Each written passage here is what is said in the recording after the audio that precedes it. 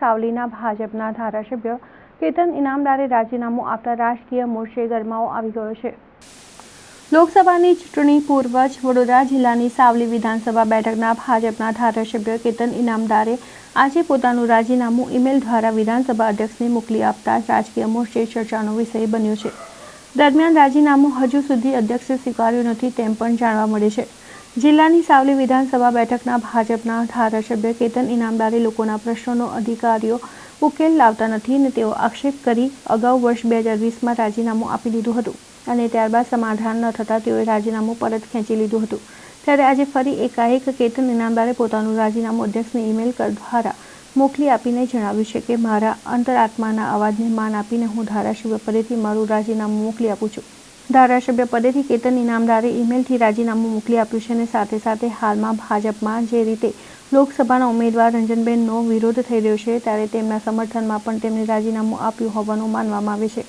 અત્રે યાદ અપાવવું જોઈએ કે વડોદરા બેઠક પર ભાજપના ઉમેદવાર તરીકે વર્તમાનમાં સાંસદ રંજનબેન ભટ્ટને પુનઃ ટિકિટ આપતા જ ભાજપના મહિલા મોરચાના રાષ્ટ્રીય ઉપાધ્યક્ષ ડોક્ટર જ્યોતિબેન પંડ્યાએ નારાજગી વ્યક્ત કરી હતી, જેથી પાર્ટીએ તેઓને તાત્કાલિક અસરથી ભાજપમાંથી સસ્પેન્ડ કર્યા હતા। જે બાદ ધારાસભ્ય કેતન ઇનામદારના રાજીનામાથી ભાજપમાં ચાલતી જૂથબંધી ફરી એકવાર જાહેર થઈ છે। અંતરાત્માના અવાજને માન આપીને રાજીનામું આપે એટલે ખાલી અવાજનું એટલે એવું છે કે ભારતીય જનતા પાર્ટીનો હું નાનો કાર્યકર્તા છું, પદનો કાર્યકર્તા મારા વિસ્તારની અંદર છું અને મારા પાર્ટીના એક કાર્યકર્તાઓ મારી સાથે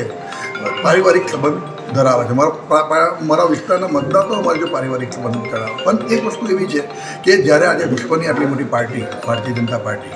એનો કાર્યકર્તા હોવાનું પણ એક ગર્વ છે, પણ સાથે સાથે આ પાર્ટીના વર્ષો જૂના પાર્ટી સાથે રહીને કામ કરવાનું હોય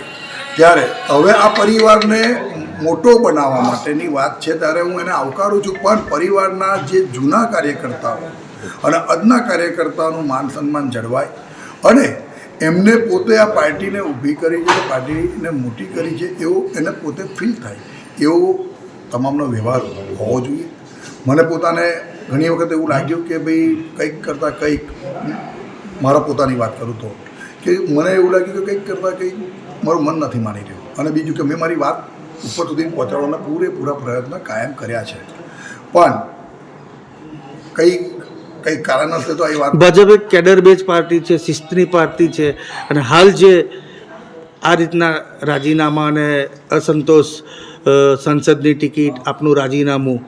એવું જણાય છે કે ભાજપમાં કેડર બેઝ પાર્ટી છે, શિસ્તની પાર્ટી છે, એમાં ચોક્કસ હું કહીશ કે 100% ભારત કેડર બેઝ પાર્ટી છે અને શિસ્તવાળી પાર્ટી છે। કેમ કે તો જ 140 કરોડની આ ભારત દેશની અંદર આજે વિશ્વની સૌથી મોટી પાર્ટી બનીને ઉભરી છે। દેશના વડાપ્રધાન આદરણીય નરેન્દ્રભાઈ મોદી સાહેબ, ગૃહમંત્રી અમિત શાહ સાહેબ અને કેન્દ્રીય નેતૃત્વ અને પ્રદેશનું નેતૃત્વ ખૂબ સારું કામ કરી રહ્યું છે, પણ મેં કહ્યું ને કે ઘણી વખત નિર્ણયોમાં લેવાતી વખતે કોઈનું માન સન્માન જાળવીને એ નિર્ણયને આગળ વધારીએ અને એ નિર્ણયને બધાને દૂધમાં સાકર પડી જાય એ રીતે એકબીજા જો હળીમળીને કામ કરીને પાર્ટીને હજુ વધુ મજબૂત બને એવા પ્રયત્ન પણ આપણા મોદીઓએ કરવા જોઈએ।